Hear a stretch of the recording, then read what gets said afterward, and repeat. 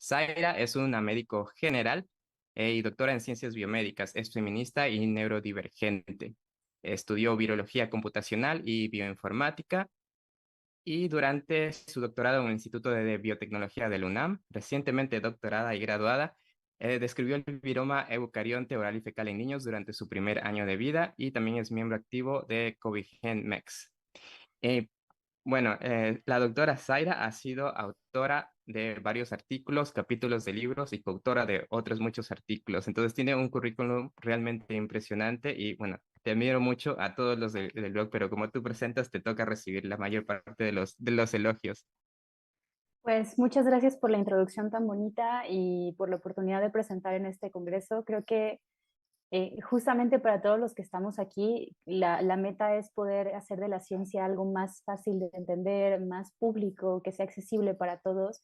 Y con eso en mente, pues me hace muy feliz participar en un proyecto como este, como la Biozona, y también en congresos como estos, donde no es un solo tema, sino hay de todo y vamos pasando de lo más chiquito a lo más grande y lo hacemos de la forma más amigable posible para que aquellos que no están metidos en la ciencia y no conocen todas las palabras complejas que a veces ni nosotros entendemos, pues puedan entenderlo y puedan ver que la ciencia es bonita, es divertida, es interesante, está llena de pequeñas curiosidades.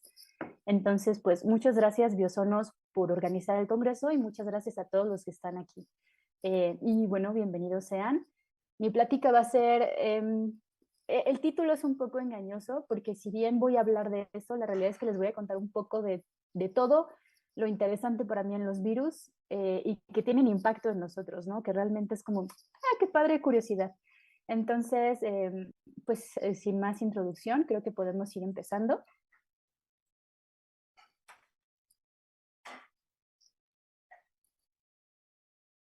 Y bueno, mi presentación se llama Los virus forman parte de nuestra vida desde que somos bebés. Y bueno, voy a iniciar contándoles qué son los virus, ¿no? Porque en realidad mucha gente dice, virus, enfermedad, pero no hay como una noción de qué son realmente estos bichillos, si están vivos, si no están vivos, ¿no? Como todo un debate. Y para dejarlo muy claro y como forma muy sencilla, tenemos que entender que los virus necesitan forzosamente un hospedero para poder replicarse. Entonces están formados, son unos ladrones de células, básicamente, y necesitan entrar a la célula, ya sea de planta, de humano, de bacteria, de lo que sea, para poder reproducirse. Si no existe una célula en la que ellos entren, es muy difícil que logren, o sea, más bien no se van a reproducir y entonces nosotros los definimos como parásitos celulares. Y como son unos ladrones expertos, pues realmente están formados solo de dos estructuras, que son DNA o RNA. O sea, los virus son ya sea de DNA o de RNA, y pueden tener cadena simple o cadena sencilla, que es un poco lo que trato de ilustrar aquí, ¿no? Como cadena doble y cadena sencilla. Y esto varía mucho dependiendo de si el virus y toda la estructura que protege este material genético va a variar dependiendo de si el virus tiene DNA o en RNA o es de RNA. Y también la forma en cómo secuestran la célula va a variar dependiendo de si hablamos de un virus de DNA y de RNA. Entonces, cuando hablamos también dentro de las clasificaciones de los virus, tenemos que algunos virus, que los podemos dividir en aquellos virus que infectan a procariontes y eucariontes. Y cuando hablamos de organismos procariontes, nos referimos específicamente a las arqueas y a las bacterias. Y en el caso de las bacterias, pues son muy, muy conocidos como bacteriófagos. Estos bacteriófagos tienen una estructura específica o muy peculiar, donde los virus que son de DNA de bacteriófagos tienden a tener una cabecita, que es la que estoy señalándoles aquí. Esta cabecita es la parte de material, está formada por el material genético que se encuentra dentro y está envuelto por una cápsula de proteína que conocemos como cápside. Y esto es lo que los protege. La cápside es la encargada de proteger al material genético de los virus. Después, en el caso de los fagos, pues tienen un cuellito, tienen una cola, esto es muy exclusivo de los fagos de DNA, y unas patitas. Entonces, cuando los ves son como aliens extraterrestres, pero no, están aquí en la Tierra, están adentro de las bacterias y estamos en contacto constante con estos virus gracias a las bacterias en parte. Los otros virus los clasificamos como aquellos que infectan a los organismos eucariontes, y estos pueden ser animales, pueden ser humanos, o sea, nosotros, cualquier otro microorganismo eucarionte, también pueden ser plantas, hongos e insectos. Y como se pueden dar cuenta aquí en las mismas ilustraciones, ya les estoy mostrando diferentes formas de los virus. Los virus, no todos los virus tienen la misma forma, no todos los virus tienen el mismo tamaño y no todos los virus tienen la misma estructura, lo cual los hace un poco difícil de estudiar a largo plazo o de estudiarlos a todos al mismo tiempo. Y dentro de los que infectan organismos eucariontes, pues la estructura es un poco diferente. Como se pueden dar cuenta en estas caricaturas, pues es más redondeada, algunas tienen espículas o tienen como pequeñas, su forma es más cilíndrica. Y en todos o en la gran mayoría de ellos, a pesar de que la forma es diferente, lo que vamos a encontrar es nuevamente el material genético aquí adentro, protegido. Después la cápside, que es la parte proteica que protege este material genético, y algunos van a tener una envoltura que suele ser lipídica. Y esto es súper importante y es una curiosidad bien padre, porque la mayoría de los virus que están envueltos en capas lipídicas son virus que al perder esa capa ya son frágiles. Y entonces, al ser frágiles, implica que los virus que tienen capas lipídicas pueden ser fácilmente combatidos desde la parte epidemiológica con algo muy sencillo como el lavado de manos, porque el jabón va a deshacer toda la parte de la grasa y entonces va a dejar al virus desprotegido y entonces ya no va a ser tan fácil que contagie a otras personas. Ese es el principio del lavado de manos en ciertos virus. Entonces, entender la estructura de ellos es bastante interesante desde un punto de vista de qué tanto podemos utilizar este conocimiento para beneficio propio.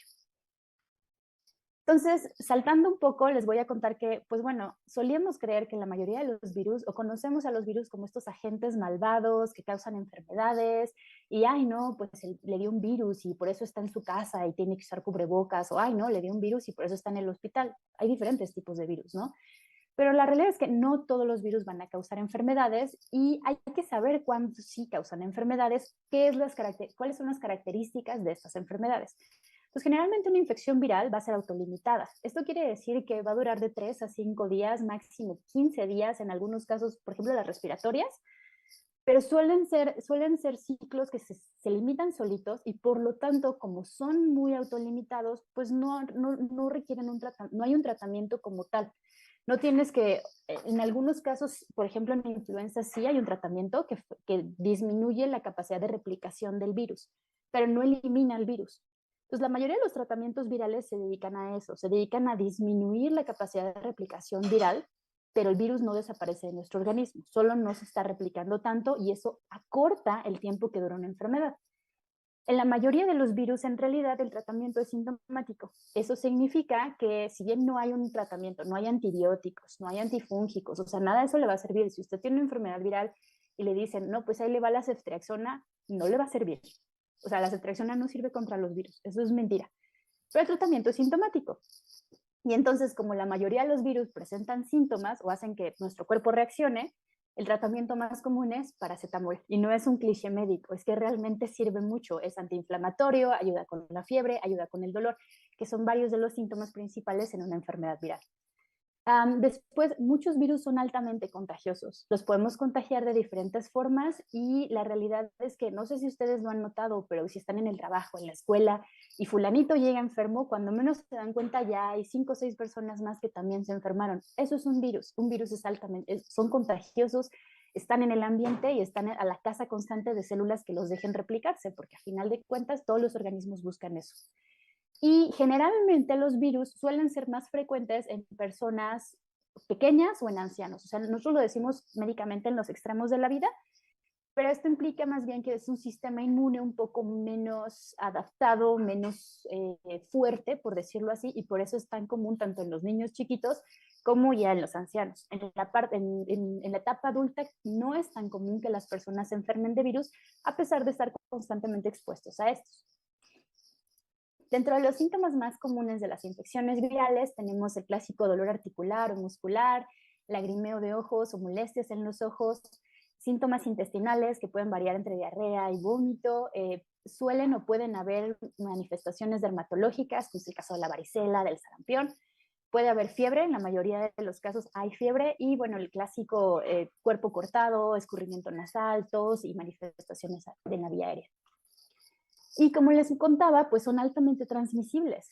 Entonces hay muchas formas de que nos podamos enfermar por un virus. Una de ellas es cuando una persona estornuda, los virus pueden viajar en las gotitas de saliva y contagiar a otras personas. Otra forma es a través de la picadura de mosquitos, como es el caso de Zika, dengue, chikungunya, que se transmite por un vector que es el zancudo, y el zancudo pica a una persona infectada, se infecta y transporta el virus para que infecte a otras personas. Es por eso que cuando es temporada de dengue es muy importante evitar la reproducción del mosquito, sobre todo, porque ese es el vector. Entonces hay que tener mucho cuidado con eso. También puede ser a través de fluidos como la sangre, a tener contacto con las lesiones en la piel de las personas infectadas con virus. También puede haber transmisión de una mamá embarazada a su hijo a nivel útero. Puede haber transmisión oral fecal, eso implica que una persona que está enferma de virus tal vez no se lavó las manos o no hay un buen tratamiento de aguas y entonces la comida está contaminada y tú estás ingiriendo un virus y así te enfermas. Y bueno, finalmente, pues los virus que se transmiten por vía sexual. Y dentro de las medidas preventivas que están actualmente y que recomendamos mucho para prevenir la transmisión de virus o las enfermedades virales está el buen tratamiento de la comida y del agua, es decir, laven frutas, verduras, traten de tomar agua que no esté contaminada. Las vacunas son súper importantes, especialmente cuando pensamos que son las personas más frágiles las que se enferman, ¿no? Niños y adultos mayores. El uso de cubrebocas es súper incómodo, pero se ha demostrado que realmente funciona no solo para evitar la transmisión de COVID, sino de virus que se transmiten por vía aérea o a través de, como les había contado, gotitas de saliva. Y para las enfermedades de transmisión sexual, pues en algunos casos el uso de preservativos es bastante útil, en otros pues es como contacto piel a piel, entonces no se puede evitar tan fácil. Pero, por ejemplo, en el caso de VPH, que no se puede evitar utilizando preservativos, ya hay vacuna. Entonces, si se dan cuenta, tenemos como bastantes herramientas para poder evitar las infecciones virales a lo largo de nuestra vida. Sin embargo, sabiendo todo esto de los virus, también es importante que sepamos que son súper antiguos. Los virus llevan muchísimos años en la Tierra y de hecho son tan antiguos que forman parte del genoma humano. Alrededor de 8% del genoma humano son retrovirus endógenos. Entonces son estos virus que tienen la capacidad de infectar una célula, meterse en su secuencia genómica y después ser heredada. Eso quiere decir que la célula pues, se va a replicar y va a replicar este fragmento de virus. Y así fue como se cree que se originó, por ejemplo, a partir de un retrovirus ancestral que infectó una célula germinal, hubo una especie de transmisión horizontal entre diferentes animales, en este caso monos.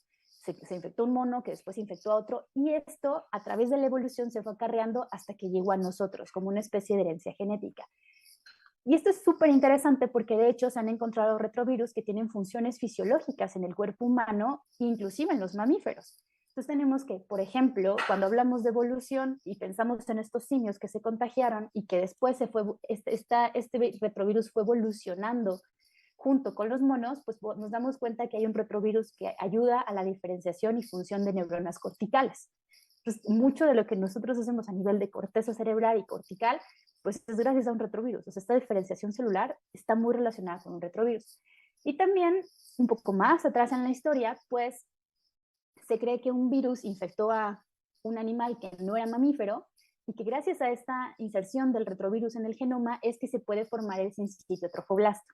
El sincitio trofoblasto es cuando las células se fusionan para formar la placenta y adherirse al útero. O sea, es la parte materna de la placenta que está adherida al útero. Sin esta adhesión de la placenta al útero, no sería posible que la placenta pudiera acarrear al bebé y alimentarlo. Entonces, es gracias a un virus que las células han sido capaces de fusionarse, unirse al útero y dar vida. Y esto es el origen de los mamíferos. Entonces, para mí es súper emocionante poder contar estas cosas porque creo que los virus en general han sido un poco ignorados o como vistos como un enemigo más bien, cuando en realidad nos han dado características evolutivas súper interesantes. Y bueno, ya para entrar un poco más al tema y dejar de saltar en datos curiosos, pues quiero contarles que los virus forman parte del microbioma y que el microbioma no son solo bacterias. Y entonces, en realidad, el microbioma es una colección de microorganismos, llámense bacterias, hongos, arqueas, virus y otros microorganismos hasta parásitos, los genomas de estos organismos y los genomas o los genes del ambiente donde se encuentran. Entonces, por ejemplo, en los humanos, el microbioma ha sido muy estudiado a nivel intestinal, siendo la forma más fácil de estudiarlo, pero claro, hay estudios de microbioma en casi todas partes del cuerpo, donde se ha utilizado mucho este tipo de conocimiento para entender estados de salud y enfermedad donde lo que buscan es entender cuáles son los cambios en estos microorganismos, en las funciones de estos microorganismos y cuál es la respuesta del humano como hospedero de estos microorganismos ante todos estos cambios. Y eso es un poco los estudios microbiómicos.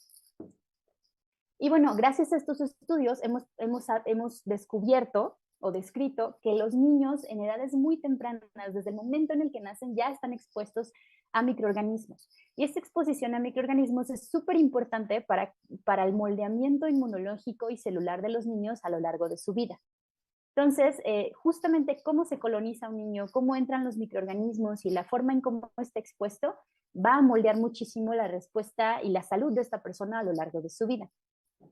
Entonces, sabiendo esto, sabemos que existen diversos factores que van a modificar esta forma de colonización. Dentro de ellos tenemos el genoma, el embarazo, cómo fue el embarazo, de qué forma nació, el tipo de alimentación que tiene, los medicamentos que consume, la edad que tiene el niño y cómo se va a ir desarrollando a lo largo de su vida y el medio ambiente donde vive. Y bueno, finalmente, justamente yo quiero hablar del viroma, que es la parte viral del microbioma, y que se divide en virus que infectan organismos procariontes, es decir, sobre todo bacteriófagos, que es donde más cantidad mayor proporción de bacteriófagos vamos a tener, y virus eucariontes. Entonces, cuando hablamos, por ejemplo, en el caso de los niños, pues la mayoría de los estudios que se han hecho han sido en materia fecal, porque es mucho más fácil de obtener. Y entonces, lo que han descrito es que hay una mayor proporción de bacteriófagos en el viroma de los niños y que este se va moldeando de acuerdo a la edad en la que se va desarrollando el pequeño. Y entonces tenemos que al menos en el momento del nacimiento, lo que se ha descrito es que hay una gran cantidad de bacteriófagos, algunos virus de plantas y virus que infectan a humanos. Y esto en estados asintomáticos, no en niños enfermos, sino en niños que se asumen sanos. Y es bastante interesante porque el ver virus de plantas y virus que infectan a humanos desde el momento del nacimiento nos habla de la constante exposición de nosotros como seres al medio ambiente y el ecosistema en el que vivimos. Y eso es súper importante. Después describen que a partir de los 3 meses la cantidad de familias virales empiezan a aumentar. Y esto tiene un poco de sentido si piensas que los primeros 3 meses los niños son pues muy dependientes de la mamá, están todo el tiempo cargaditos o dormiditos o comiendo, pero no realizan más actividades y la exploración del medio suele ser un poco limitada, pero a partir de los 3 meses empieza un poco ya la curiosidad y la socialización por parte del bebé. Y entonces, si socializa más, pues claro, va a estar expuesto a más familias virales.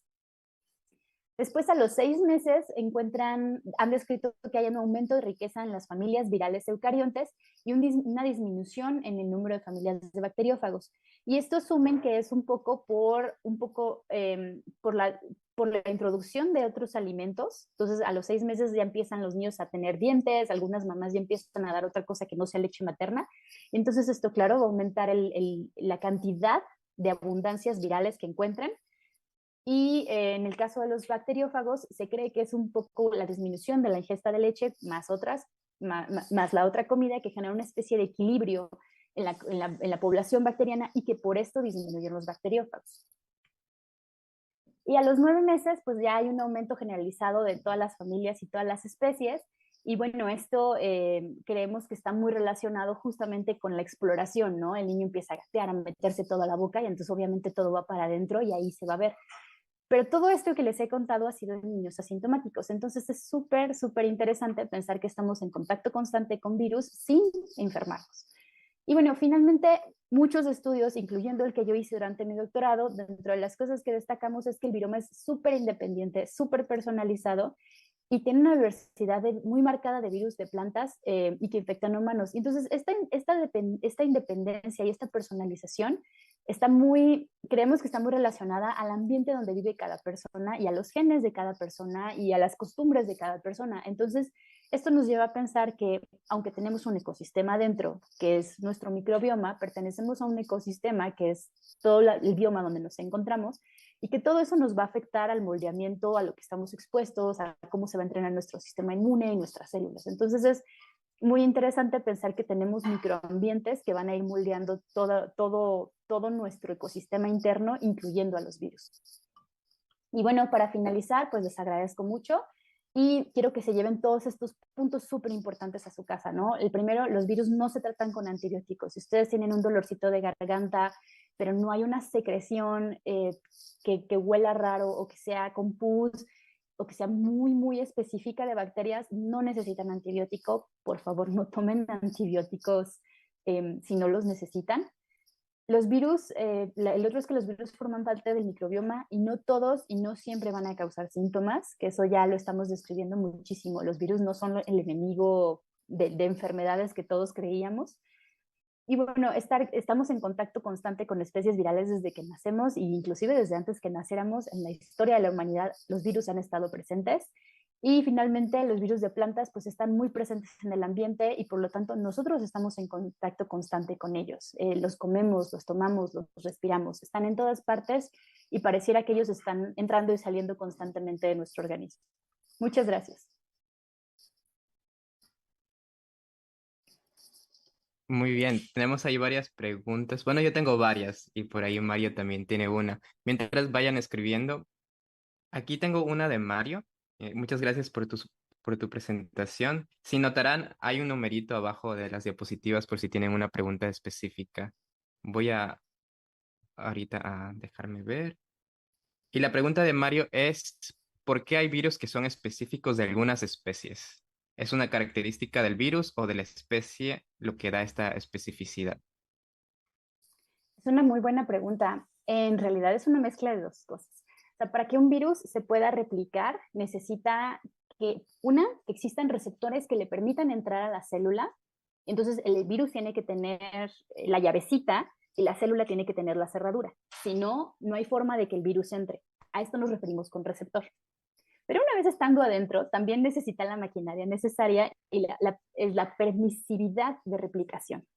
Entonces, una cosa es que entre y otra cosa es que pueda replicarse. Y de esas dos cosas que se presentan en todos los seres vivos tienen esta llave, esta cerradura, y todos los virus tienen que tener esta llave.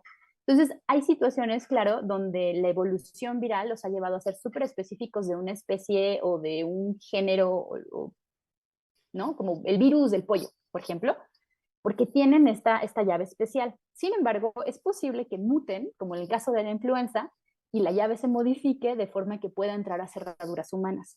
Pero en general es una mezcla de los dos, no es uno o el otro. Okay. A mí me gusta mucho esta imagen del viroma, porque siempre cuando dicen microbioma consideras a las bacterias, ¿no? Mucho menos estuvimos hablando en la previa de las arqueas en animales, virus en animales y protozoos, que también tampoco los tengo registrado como parte de nuestro microbioma, pero todos están ahí, ¿no? Y hongos también. Sí, todo tiene un ecosistema micro, ¿no? Y creo que sí ha habido mucho enfoque en las bacterias por la facilidad de estudiarlas. O sea, a nivel de secuenciación genómica, las bacterias han sido muy sencillo porque tienen marcadores hasta eso actualmente muy económicos en comparación a otros estudios de microbioma. Entonces, en ese sentido, pues sí hubo un boom de bacterias y como que mucha gente se quedó con esa idea de que microbioma o microbiota es igual a bacterias, pero no. O sea, la verdad es que tenemos tantos microorganismos que sería un poco, oye, pues toma en cuenta a los demás, ¿no? Ujú. Todos bien tristes en la orilla, así de, ah, yo no brillo. Ujú. Y, por ejemplo, siempre está esta línea entre eres simbionte o comensal o directamente parásito. Y me imagino que debe haber como una transición, o sea, no debe ser como en cajitas, ¿no? En ese sentido, también recuerdo en los inicios cuando hacíamos entrevista contigo, hicimos con Kat y hablábamos como de virus que infectan a virus. Y en este caso pueden haber virus que infecten a microorganismos que tengamos nosotros, ¿no? Virus de bacterias que estén ahí y que son los fagos. Virus de parásitos, virus de hongos, virus de plantas. O sea, en realidad tenemos, justo como tú lo dices, muchos virus que están infectando a los microorganismos que están dentro de nosotros. En algunos casos de forma muy simbionte, en otras justo de forma muy, es que no diría que es predadora, pero sí hay realmente esta parte parasitista donde roban la maquinaria, se replican y después pues ya, ¿no? Se salen y se liberan. Son más Ujú. bien sí, son parásitos. La parte de simbiosis todavía no es muy clara y creo que es por falta de estudios. Creo que estoy segura más bien que en unos años estaremos viendo cosas más interesantes a nivel ecológico de, ah, pues mira, las bacterias son súper amigas de estos virus y cuando están juntos le benefician un montón a este huésped. O sea, ya más desde una vista más global, ¿no? Y los hongos también participan y los parásitos están felices, o sea, todos participando a un nicho ecológico, como realmente es en la vida real.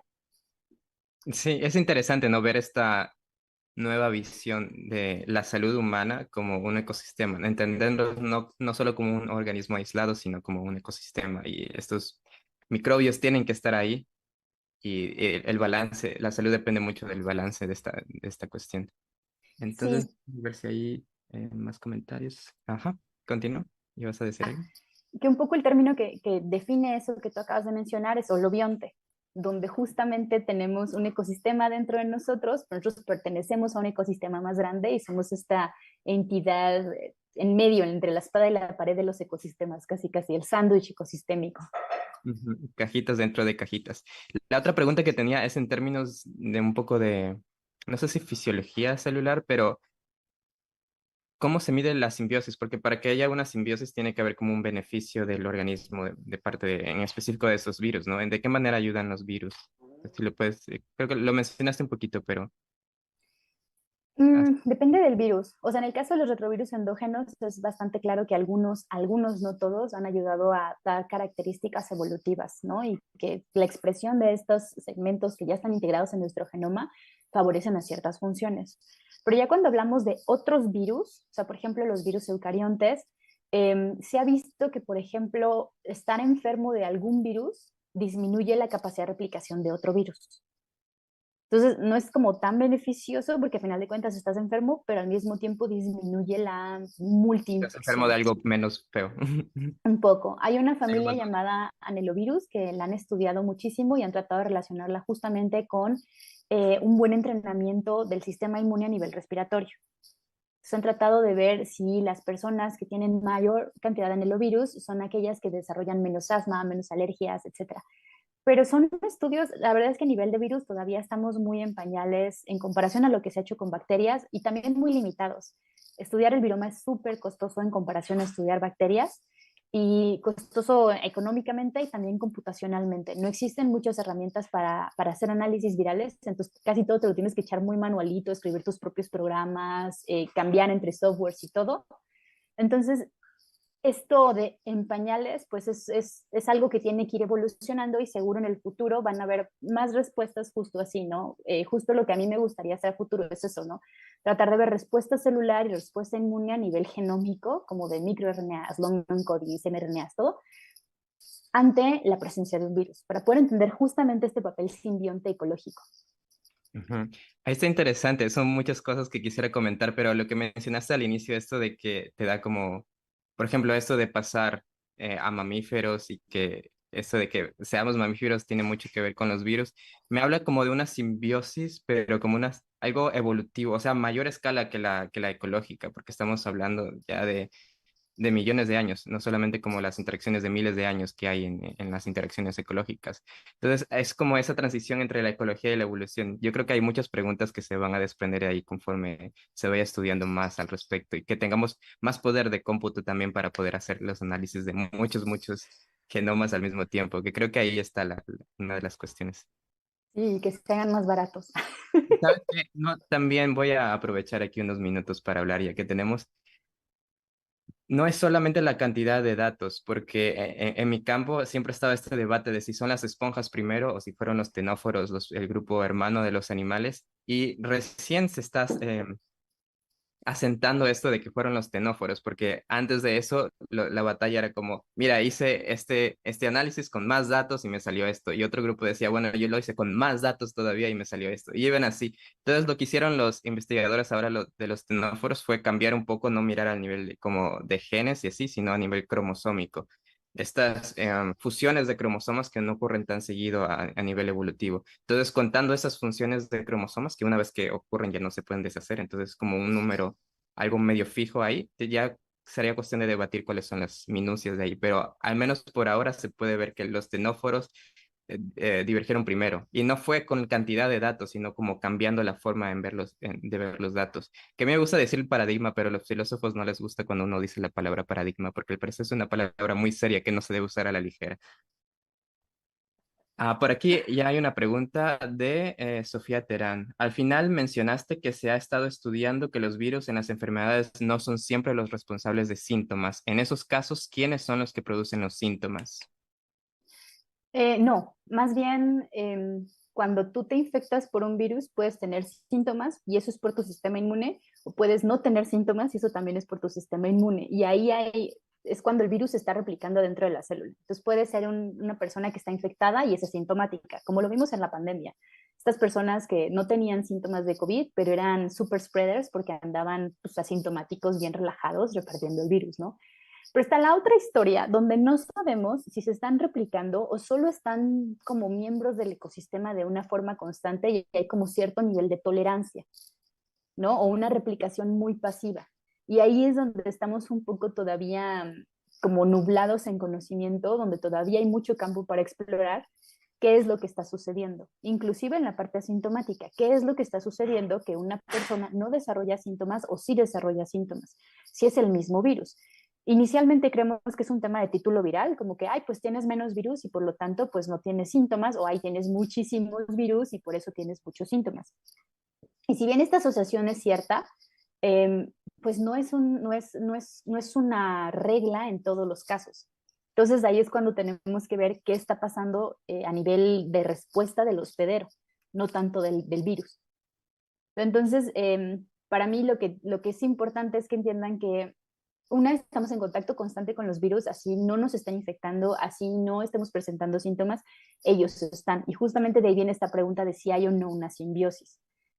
Pero como tal, todo síntoma que tú tienes no es por el microorganismo, es tu sistema inmune respondiendo a este agente externo desconocido y tratando de montar una línea de defensa. Así es, todos los síntomas es tu cuerpo, no es el agente. Ujú. Es como en la ansiedad, que todo está en tu mente. Sí, un poco, todo está en tu Tu, sistema tu- inmune. es tu propio cuerpo el que está, eres tu peor enemigo, básicamente. Tenemos un par más de preguntas de Facebook que no había visto. Aquí están. Una es de Roberto. Dice, ¿a qué se debe que la mayoría de las pandemias de las últimas décadas sean de origen viral? Mm, a evolución. O sea, principalmente es evolución. Entonces, si tú estás expuesto a ciertos microorganismos desde etapas muy tempranas, tu sistema inmune va a montar una especie de respuesta. Y esta respuesta, por ejemplo, la vemos, por ejemplo, ese es el sistema de las vacunas, ¿no? Tú te metes una vacuna que va a tener un microorganismo y te va a ayudar a protegerte por él durante cierto periodo de tiempo. Entonces, esa es una parte que te va a ayudar a protegerte. Pero cuando pensamos en evolución a nivel viral, pues los virus tienden a evolucionar y a cambiar. Y puede pasar, como pasó ahorita, que ya estábamos, que a pesar de que ciertas personas ya estuvieron expuestos a un SARS-CoV-1, pues llega el 2, que es diferente al 1, y tu cuerpo no lo reconoce. Y como nunca había estado porque es algo que acaba de surgir en la evolución viral, pues nadie tiene las defensas y ahí tienes tu pandemia. En el caso de las bacterias es un poco más sencillo porque la transmisión no es tan rápida y no es tan efectiva. O sea, realmente tienes que ingerir demasiadas bacterias o estar demasiado en contacto con alguien con bacterias para que exista este nivel de contagio. Y lo mismo pasa con los hongos, que con los virus no. Los virus realmente tienen una facilidad mucho mayor para transmitirse. No todos los virus, ojo, esto es muy especie dependiente y muy, en el caso inclusive de SARS-CoV-2, muy variante dependiente de la facilidad que tienen para transmitirse. Pero la realidad es que la mayoría de las pandemias virales han sido así porque son los que más fácil se transmiten de formas muy, como muy dispersas, ¿no? O sea, pueden ir en el aire, pero también pueden ir en el agua, pero también pueden ir en la comida. Entonces es como, ay, tienes que fijarte en todo. Eh, y eso es lo que facilita que sean fácilmente, que se esparzan, sobre todo. Cosa que en otros microorganismos no es tan sencillo. Es sobre todo eso. Y bueno, la evolución, lo que te digo, si no existía el microorganismo antes, una vez que evoluciona y sale nuevo, pues nadie está listo y vámonos. Se reparte y no hay defensa. Ujú. Tenía ahí una pregunta, pero voy a priorizar la pregunta de Luisa Mariana, que dice, excelente ponencia, muy clara. Tengo una pregunta. ¿Crees que el coronavirus en su tiempo tendrá alguna consecuencia evolutiva para nosotros? Gracias. Eh, no sé si evolutiva, porque no se ha demostrado que tenga la capacidad de insertarse a nivel genómico, pero definitivamente, y no solo el coronavirus, creo que la mayoría de los virus, o sea, por ejemplo, cuando tú piensas en Zika, cuando salió Zika hace unos años, o en chikungunya, y que decías, no, pues las personas no pueden embarazarse hasta 6 meses después de haber tenido Zika porque los niños nacen con microcefalia. Y ahorita es como, no, pues las personas que tuvieron COVID, alguna, cierto porcentaje tiene todavía síntomas. Esto nos habla mucho de la capacidad de los virus para modificar el ambiente adentro del humano, del ecosistema humano, y mantener al sistema inmune súper alerta, ¿no? Como que lo prende y lo deja súper prendido. No creo que haya una característica evolutiva heredable, pero creo que de forma individual sí existen, y ya existen virus, ¿no? O sea, hay virus que si una vez que los tienes ya se quedan contigo para siempre, como los de hepatitis C, por ejemplo. Hay virus que están relacionados con cambios celulares que llevan a cáncer también. Entonces, evolutivamente creo que sería muy complicado a nivel humano que existan estas características, pero a nivel individuo sí, sí hay como esta secuela a largo plazo. Aunque existen virus, más bien existen personas que tienen menos susceptibilidad a enfermarse de ciertos virus por el tipo de serotipo que tienen, por el tipo de serotipo sanguíneo. Entonces, esa es una característica evolutiva, pero viene de bien atrás, ¿no? Estamos hablando de virus de hace muchísimo tiempo, no es algo que sea a corto plazo, como todo en evolución. Entonces, eso sí existe, por ejemplo, pero ya como más a largo plazo, la verdad, creo que ese es el único ejemplo que se me ocurre donde sí existe a nivel de evolución. Ok, bueno, mientras esperamos una... Ah, no, ya aquí está la última pregunta de Rocasoy. Dice, ¿podría ser un factor de que se hagan más pandemias por un virus que otro bicho? No sé si entendí la pregunta. ¿Tú la entendiste? ¿Podría ser un factor de que se haga más pandemia por un virus que por otro bicho? Ah, la velocidad de transmisión de los virus a diferencia de las bacterias. Creo que es justo lo que mencionabas, ¿no? Bueno, la Sí, evolución, velocidad de transmisión creo que es un poco diferente. sí, definitivamente es diferente, pero, pero sí. O sea, yo sé que ahorita todos estamos pensando que la próxima pandemia pueden ser las superbacterias, pero desde mi nicho de viróloga y desde mi esquinita del ring, sí creo que vamos a seguir viendo cosas virales, porque la evolución viral pues no es algo que puedas detener y ya, y justamente estamos en contacto constante, son muy fáciles de transmitir, entonces tenemos que estar muy atentos a eso. Creo que esa es una de las lecciones más interesantes de la pandemia. Ok, y la última pregunta que te voy a hacer ya te la hice es sobre las pandemias silenciosas, porque hay virus que no producen síntomas, ¿no?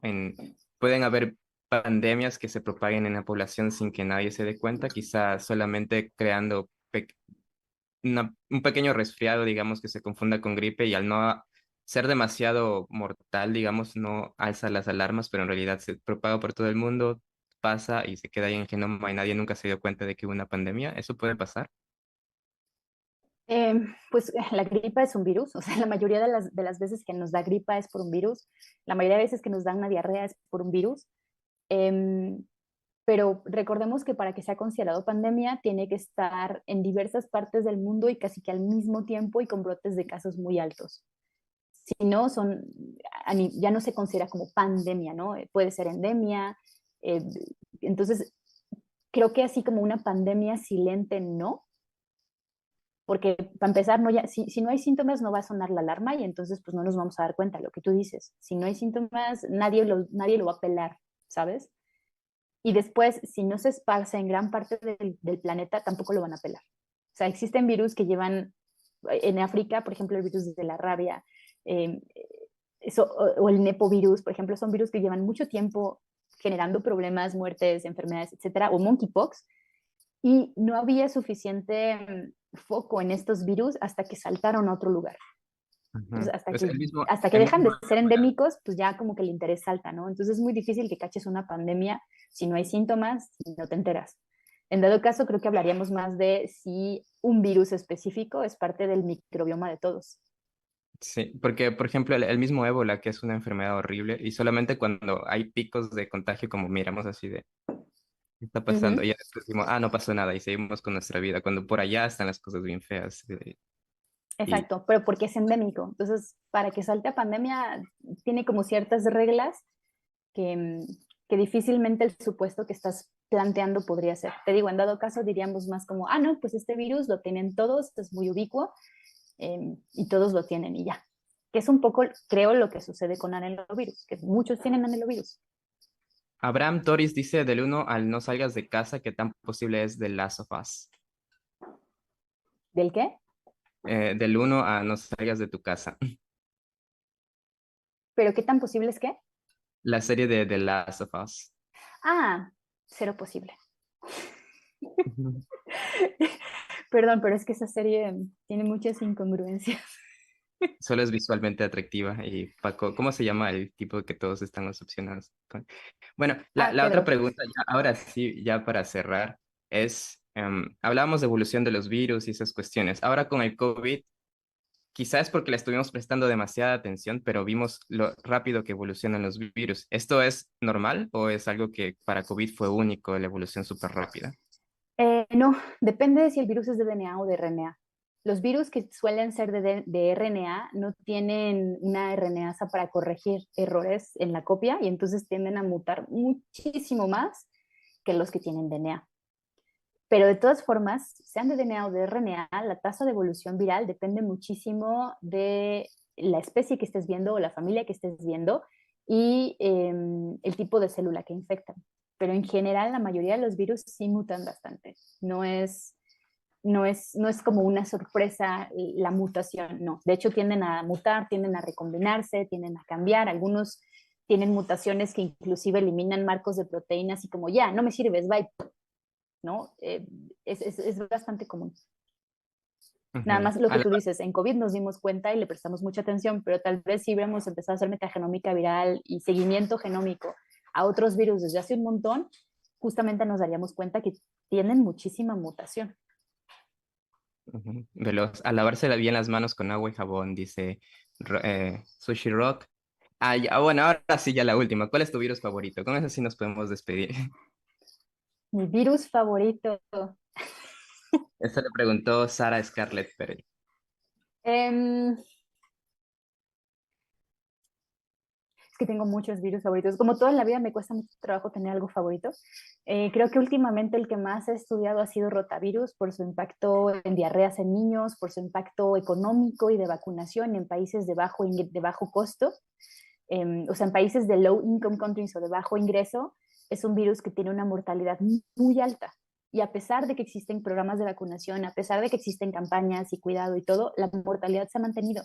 Entonces, estudiar este virus y su impacto en los niños es algo que para mí es súper interesante, sobre todo porque en mi tesis pude describir cosas que no se habían descrito antes, ¿no? Entonces, para mí, en este momento, ese es mi top virus, pero la verdad es que hay muchísimos virus que tienen nombres muy chistosos y también entran como en mi top, ¿no? De virus, pero nada más porque me río del nombre o cosas así. Entonces, no tengo algo favorito.